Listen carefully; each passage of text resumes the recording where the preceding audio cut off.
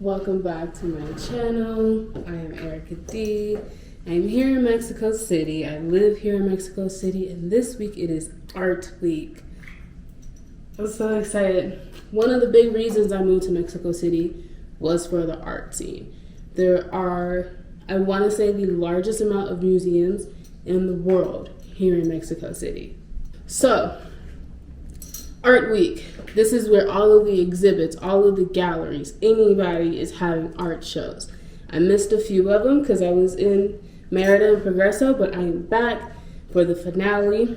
It's Saturday. I got invited by some black girls for this black girl meet thing, so we're gonna go to a gallery. It's only, I wanna say like 15 minutes away from my place.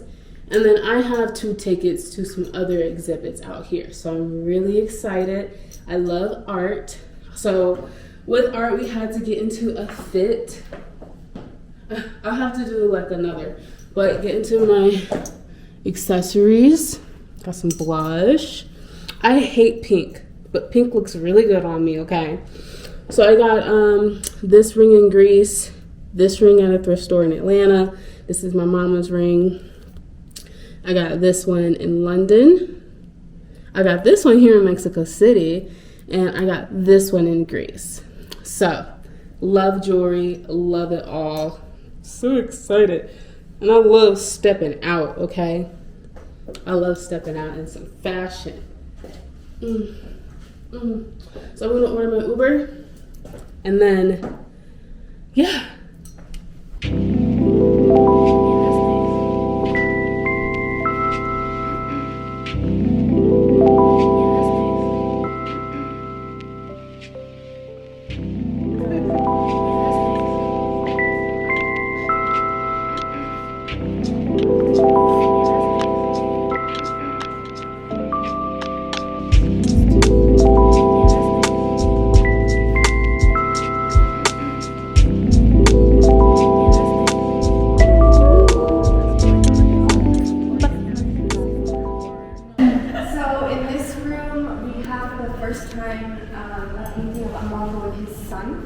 So basically the exhibition is called The One That Got Away, and it's basically an ode to his painting, but it's also an ode to the life that he's now able to give his son due to his career in painting.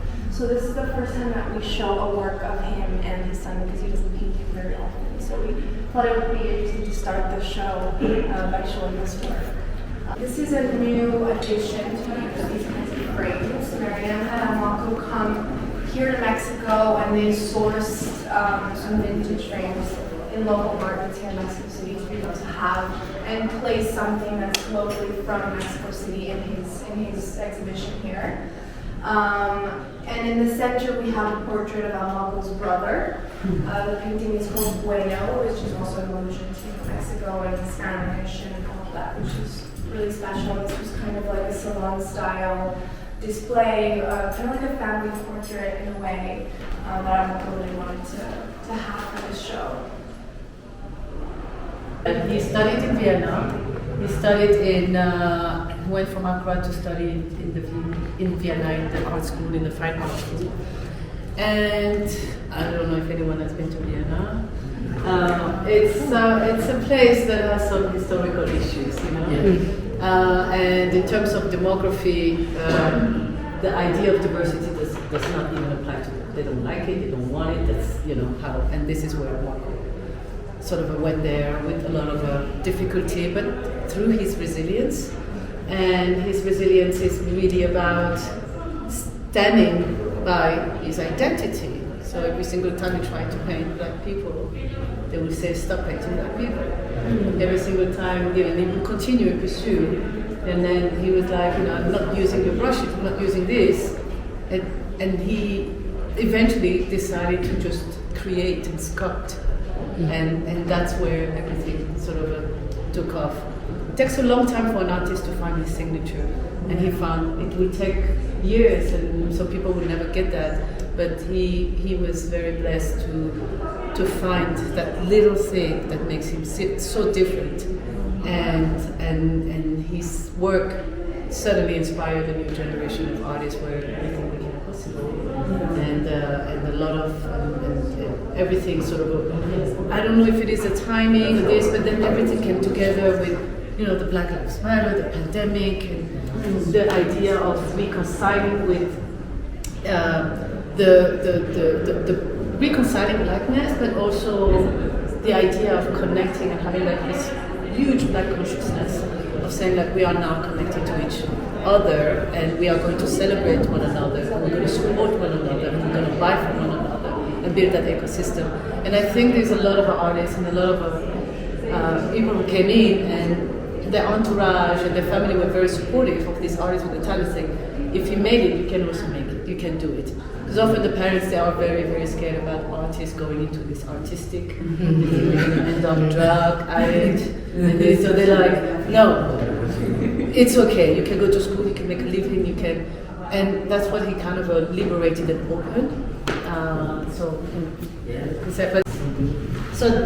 I probably didn't explain the architecture of this place. It's an architecture from the late 19th century. And inspired by the French architect Haussmann. It's like what you see everywhere in Paris. And one of their presidents were like, I need to create, a little Paris here. So I have architects coming in, coming back. So this is, a clear replicate of the Haussmannian architecture. Intact. It just needed a little bit of embellishment. And so when he came to visit the gallery, he saw.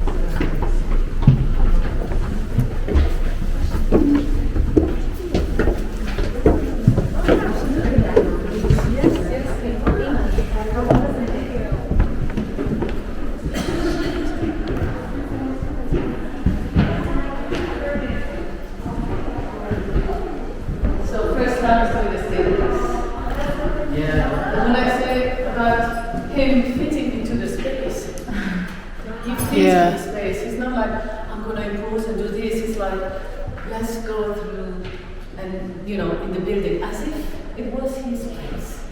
And so the idea of the stained glass, of course, came. I think the angle is over there to see it. So there is the 2 times stained glass when we fuse light.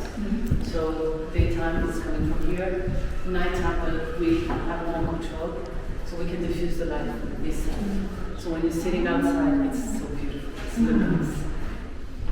And his technique and fingerprinting is perfect for stained glass. And same thing, we have the gaze of the woman looking at you, but there is a little kind of a voyeuristic situation. This is a bathroom scene. This is the most intimate. You close the door. You don't let anyone come in.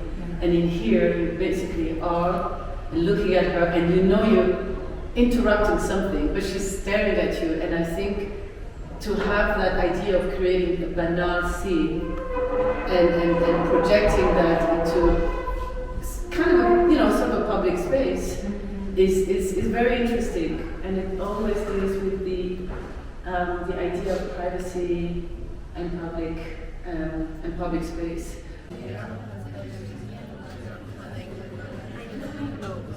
No. Like on the video, but it's so good. You might spread out, but you want to sit there.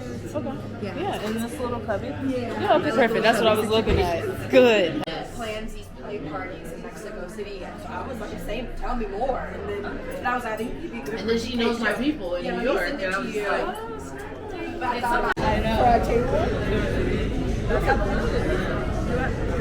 Hey guys, we're about to do vlog appearances. I feel like I should be in it. Me too.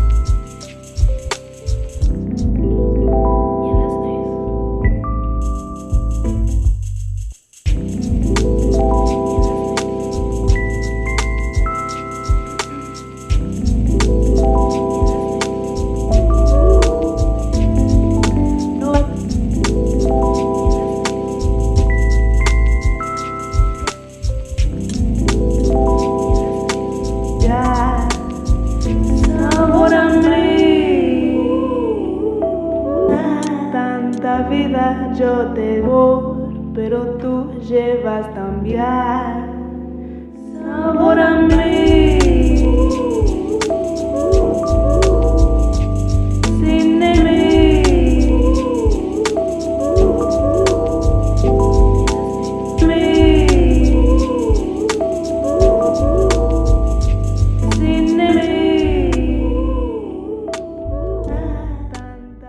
I might have to scrap all of this audio. I don't know how it sounds. I know it looks good though. I am at Bada. It is a campo market. It's a lot of different artists here. And I would say honestly I didn't have a lot of feeling about a lot of the artists here. I have a theory. I feel like a lot of people don't have things to talk about within their art. I feel like people are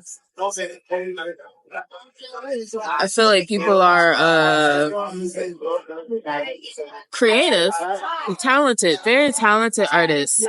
I don't know if they actually have things to say with their art, and that's how I was feeling. I was feeling like this is nice. I wouldn't even put this in my house. Like I can't speak on this. I can't explain to people what I'm feeling and why I bought this other than it looks nice.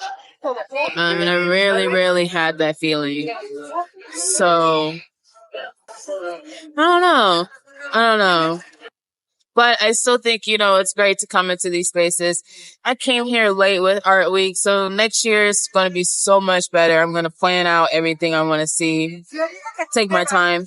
I think I'd rather go to galleries than come to a place like this where it's like a mess hall of artists. I also don't like being in the face of the artist. For me personally, I like to walk away and not feel any type of guilt for me not buying your shit. Your stuff. So, I think it's still a great experience. I think it's really beautiful to be surrounded by a lot of artists. I just wasn't as inspired as I was by the last exhibit at Mariane's exhibit. So, yeah.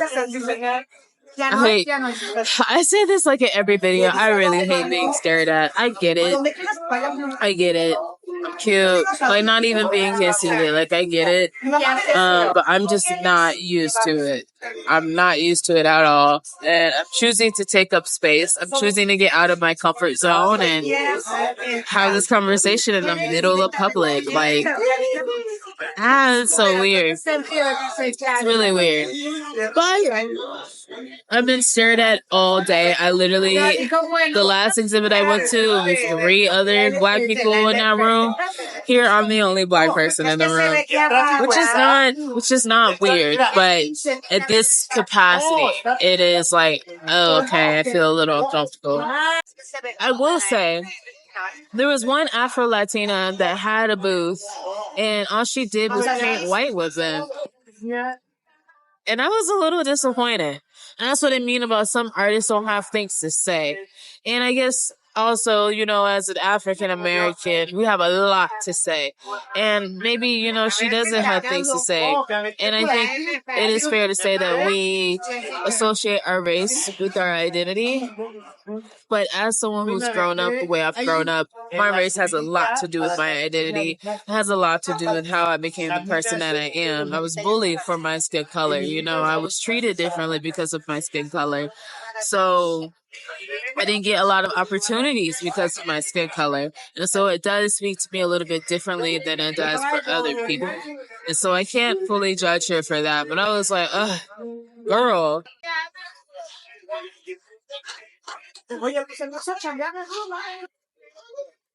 So far, I like it. I just like being in this space. I'm inspired to do more. I'm inspired to show what I expected, I guess. So I'm going to look forward to that. I'm going to look into that.